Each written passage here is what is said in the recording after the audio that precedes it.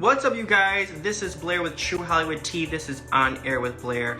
We have a special guest today, Mark Curry from In the Cut on Wednesdays, you guys, on Bouce TV, 8 p.m.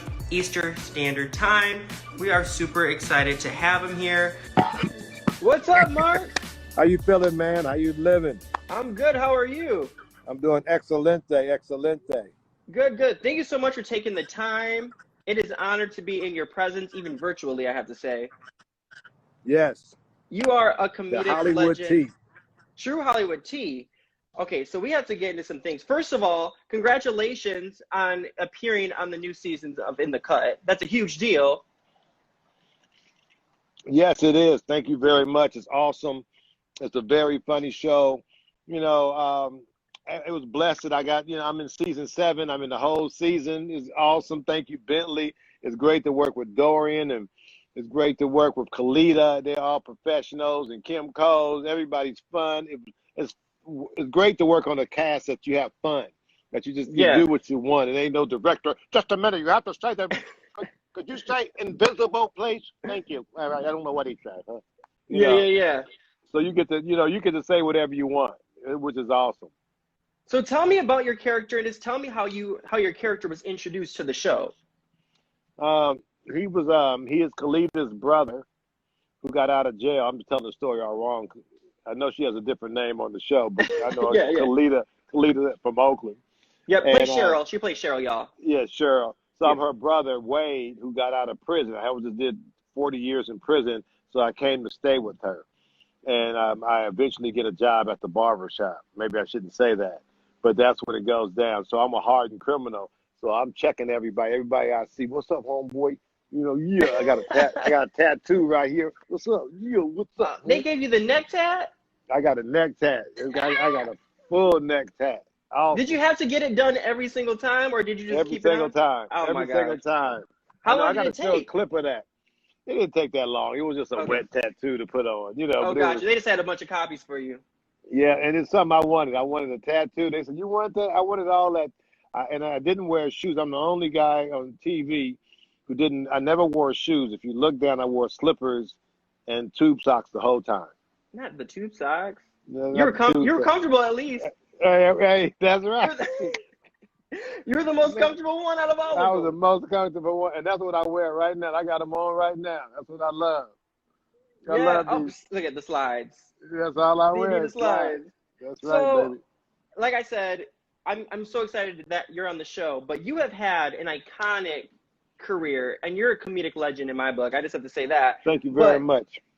I have to respect that because you guys, especially the comedians that have opened the doors with so many. I mean, without you guys, there would be no Kevin Hart's. There would be no Cat Williams's. I feel like you guys don't get the recognition that you guys really, truly deserve. But I have to say, Mr. Cooper, that was just a huge moment because that was still like early on your TV appearances, right? Like that was still early on your career. That was early. That wasn't my career. That was the beginning of my career. Yeah. So tell me, how did that even come about? Like, how did you even get to that point so quickly? First, I did an HBO special. I was on tour with Damon Wayans, and he was doing an HBO special. And so HBO was there, and they said, well, who is this dude? They had never seen me before. And I performed at the Apollo. They were like, wow. And that night, I knew I was going to get an HBO. Well, Damon said, man, you're going to get an HBO special. I was like, man, that was, something I never even dreamed of. Anyway, after getting the HBO special, they saw me, they liked me, and ABC, I had a developmental deal. with ABC. I was hosting Showtime at the Apollo. I was a host for 5 years of Showtime at the Apollo. And I know you saw some crazy stuff there. I'm the one. I can honestly say I broke Beyonce. I saw Beyonce come through for the first time. Tupac come through for the first time. I could say all of this. I'm a legend now. A legend. I seen a lot come through the Apollo, a lot. And but after that, I also had a chance to host, to be in Living Color. So I had a contract of in Living Color. I was already hosting Showtime at the Apollo, and I had a contract to do Mr. Cooper. So I couldn't do In Living Color and Mr. Cooper, so I had to choose. So I was going to do In Living Color. Then I said, no, I'm on my own show. Let me do Mr. Cooper. That's right. You get your own show, and you got it. And the rest is history. Yeah. So Tell me, what would you tell yourself then? Because I mean, to have that much success so early on, what would you tell yourself, your younger self, at that time? Like, get ready for this. Do more stand up, and think More about stand up. movies more, and think about movies. Wow. I didn't really do any movies. I wish I would have really thought about that more. But being a 6'6" funny guy, there ain't no too many places for you. But I wish I would have concentrated more on stand up. Maybe release the special each year, Mr. Cooper or something like that. That would have been awesome. I think that's dope because I feel like a lot of people, they say like, I regret not doing this, but yours isn't necessarily a regret. It's like, you know what, if I could do it differently, I would have done this, but the journey, it's still what it is. You know what I'm saying? Yeah, it was a beautiful journey. It's the most incredible journey ever. One thing I want to highlight is because, I mean, he's a legend and we miss him dearly. Richard Pryor, you have said his name so many times in interviews, and I feel like he was your influence, but I know that when you opened up for him, it seemed like from the story that he was your teacher. He was. Richard Pryor was everything to me. Richard Pryor, he was my teacher, even though I didn't know him. I did get a chance to open up for him in 1993, which imagine, this is your idol. This is the reason you got into comedy. And the first thing I showed him was a ticket stub that I went and saw him in 1973. So I had a ticket stub, and I kept the ticket stub, and I showed it to him. He looked at it, and he remembered the show. He said, "Oh yeah, wow, there's some crazy people out there. Oh yeah, the Bay Area." And I mean, he said that, and so I had the ticket stub, and it's something, it was a dream deferred to keep this ticket stub, and even to when I go perform, no matter which, I do like this Richard Pryor show. I always say that, and it gives me energy, because he was the greatest to me. He transcended. He created a new style. He created a new style in comedy. Yeah. First time you heard the dog talk, you heard 7 different characters in one bit. So to me, I still listen to him on vinyl. So he's my motivation. That's awesome. I mean, the love that you have for Richard, I mean, I'm sure there have been plenty of people that came to you, but you were one thing that people don't, I don't know, I just feel like you don't get the credit where it's due. When you were doing comedy, you were doing stand-up, but you're also doing shows, but you were very diverse. You were doing a lot of things at once before. I mean, Martin Lawrence was doing it at the same time, and Chris Rock, but you were kind of doing the same thing, balancing with television. Yeah, I was doing it, maybe because I was a little bit, wasn't on the edge as much. Maybe I didn't get the recognition.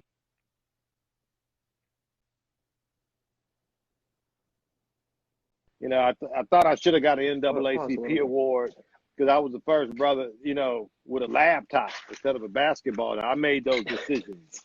Yeah, They always, the props always threw me a basketball or here you go or something. I said, no, give me a laptop. Or if you could go back to Mr. Cooper, I got to go plug my stuff in. If you look at Mr. Cooper, I was the first guy I'm reading history books. If you look back, If you look back, I'm reading history. If you look at the first couple of seconds when the show starts, you see what I'm doing.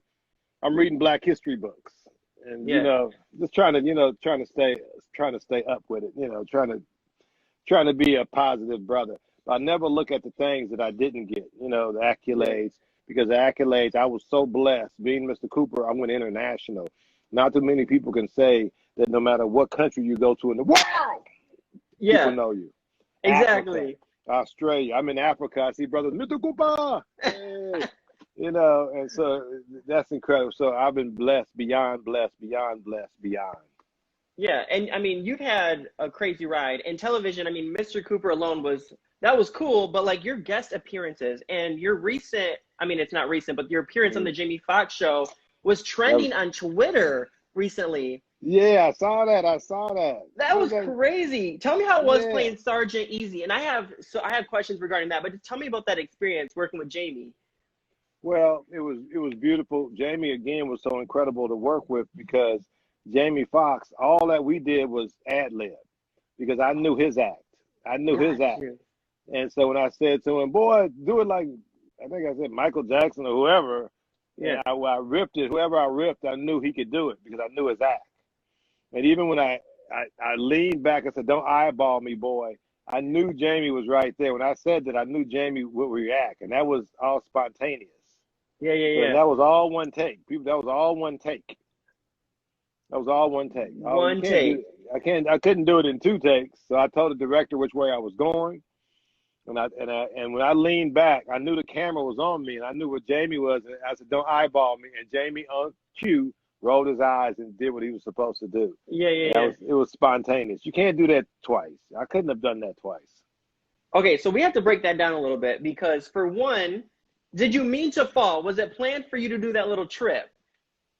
Well, when I slid around, Yeah, yeah, yeah, yeah. well, I prepared myself. If I would have failed, I was in character, so therefore the character would have got up quickly. Yeah, yeah, yeah. So it didn't make a difference. If I wouldn't have made it, I would have got up and improvised and made it even funnier. Yeah, So exactly. Yeah. yeah, so I was in character. I watched how I prepared for that. I watched Full Metal Jacket and Officer and a Gentleman for a week straight on all my TVs to prepare for that role. And so when I went to that role, people don't know this. When I went to, we went to the table read the first time. Mm-hmm. I read Carl, what's the guy, the light skinned guy, Carlton, Oh, yeah. not Carl, No, on the show. Yeah, yeah, Whatever. yeah. Anyway, I said Light his skin. name wrong. I said his name wrong on the accident. He was serious. I man, my name is, and I hit the thing. I said, God damn it, I don't care what your name is, boy. You get it. Jamie Foxx got up and ran out the room. That's a true Cordell, story. thank you. He said he laughed so hard. And that was the reading, the table reading. This is the first time reading it. Wow. I went in as character, and he tried to correct me. I said, "Boy, I don't care what your name is," and I was in character from that moment on. And so that was a beauty. That was a beautiful one take. One take. One baby. take. I was gonna say One because take. it seemed like Jamie and some of the cast broke. They broke. Oh, they Okay. had to break. They broke. They broke. They broke. I just wanted to make sure that it was as I envisioned it. Like it just seemed, No, he they did broke. that They trip. had to break. You couldn't hold it. I could hold it. You didn't see me laugh. I was in character. Yeah. I was that man. So nothing what you did to me, I wasn't laughing. I'm an actor. So I was, character driven. So the day I stepped on, I was that guy. Even when I was on the set, I was him.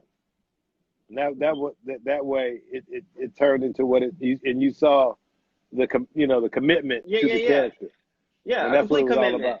Yeah. You studied it, and then even in the table read, and that just goes to show to people that that's why you take your job, whatever you're doing, seriously. You prepare way before and during it. You stay in that role. You stay focused. You stay focused. You're working with the best. Jamie Foxx. I knew Jamie Foxx was one of the best back then, so I wanted to come in and give him my best. And I knew, with me, giving him alley oops and him giving me alley oops, then you can do it forever. That's dope. And I want to bring that character back. I want to bring that character back in the movie. I have it written up here somewhere. I would like to bring him back as a character. Sergeant Easy. Get yourself together, boy. What the hell's wrong with you? Look at you like a little girl. Yeah. No, and that's what I was going to bring up earlier is that you've already spoke so much into existence. You kept the ticket with Richard Pryor. You met Richard Pryor and showed him the ticket. Let me show you some. Yeah, let me show you some stuff. Go ahead, keep going. You want to see some? You want to see something? Oh yeah. This is never seen before. Come on, this one opened up for Whitney Houston. Woo! Opened up for Whitney Houston during the Super Bowl when she sang the best Super Bowl she's ever sang. The anthem. I was there. I was a comedian who was on tour with her. No way. Right there. Yeah, I was right there with her when she sang. How was that experience with her? It's Whitney Houston, baby. What do you think? The greatest. Yeah. Woo! This is my past. And Whitney Houston, let me tell you about Whitney Houston, how incredible she was. I'm performing on stage, and I hear somebody saying something, go, Mark, go, Mark. And I look at this Whitney Houston doing like this, go, Mark.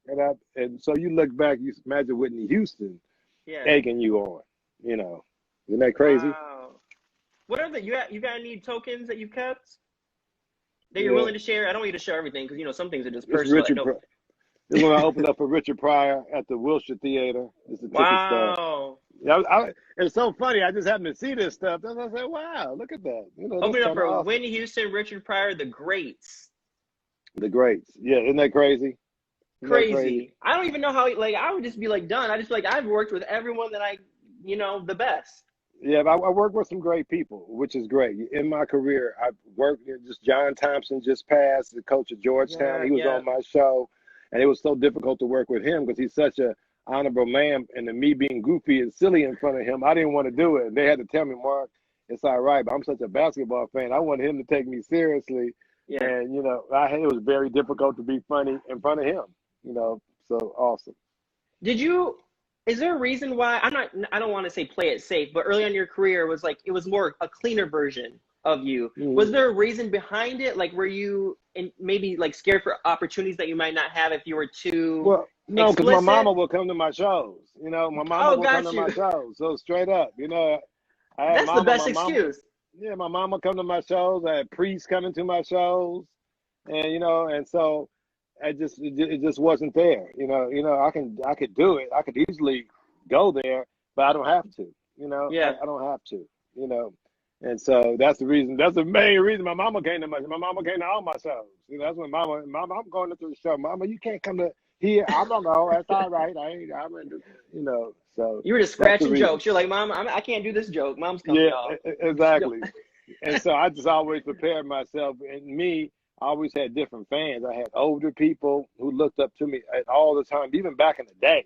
And Yeah. so, you know, respectable church people. And so it was easier for me to do it like that. I never dissed anybody who did it any other way, but I just found a way to do it, you know, where it was Yeah, yeah. mainstream. And then plus I was Mr. Cooper. Jesus Christ. Yeah, yeah.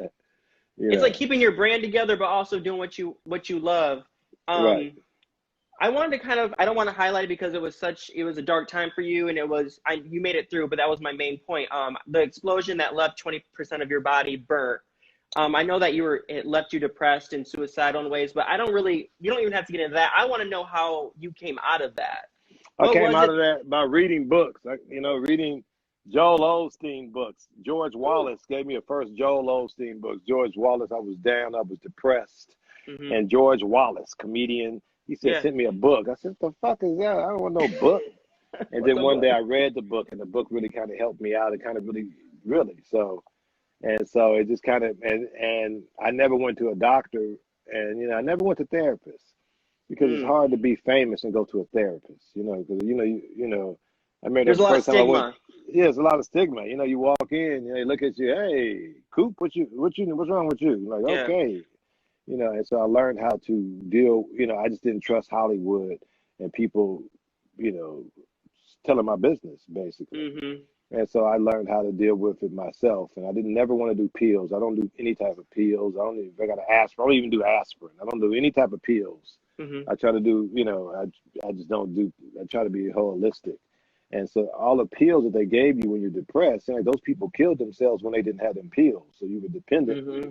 And you see a lot of guys who passed in the industry, they were on some kind of pencil band. And I was like, you know, I always see that. So I said, well, I don't want no drug on that because, you know, you're dependent on it. So I just learned how to deal, you know, you wake up and you think you say something positive.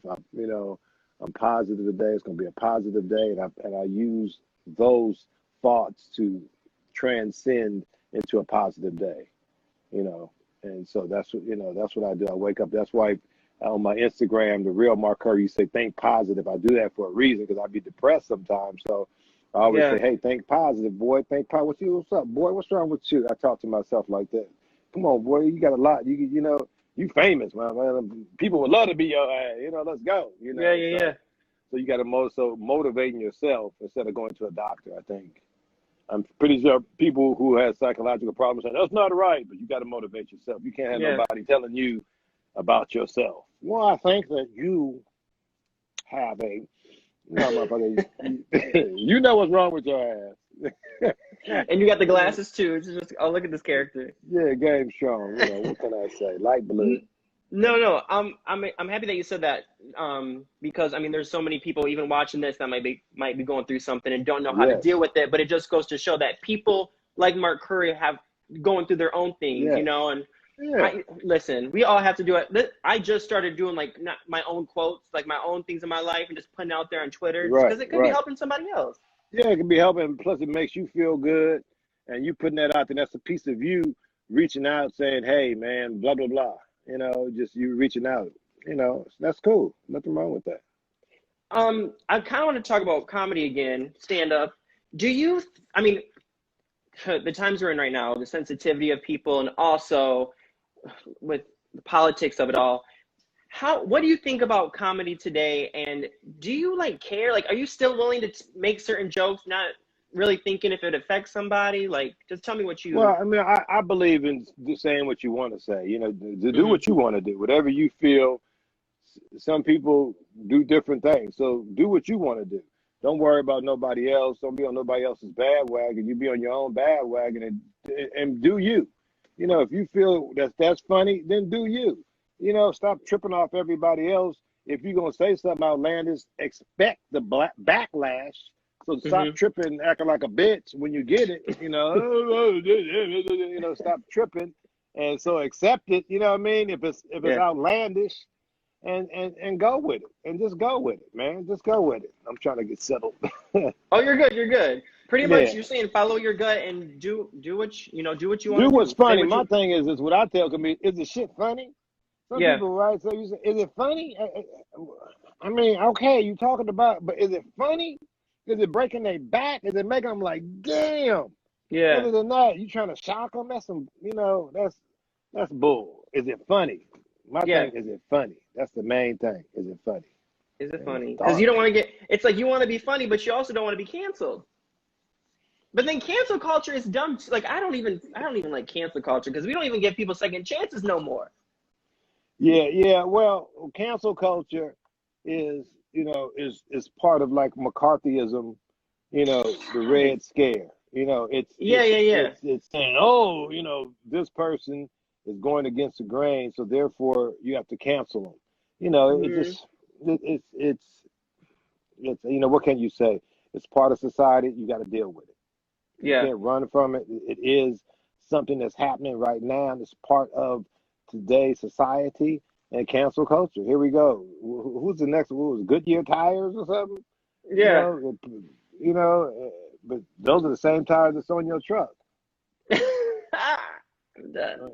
Well, guess what? You're not being canceled anytime soon because you've been killing it for decades, and you're still here. You're still making the way for people. Still in the game. Oh, yeah. Sounds the real like Mark Curry a on Instagram. Yep, the real Mark Curry Instagram hit me, and I'm gonna cut my hair, people.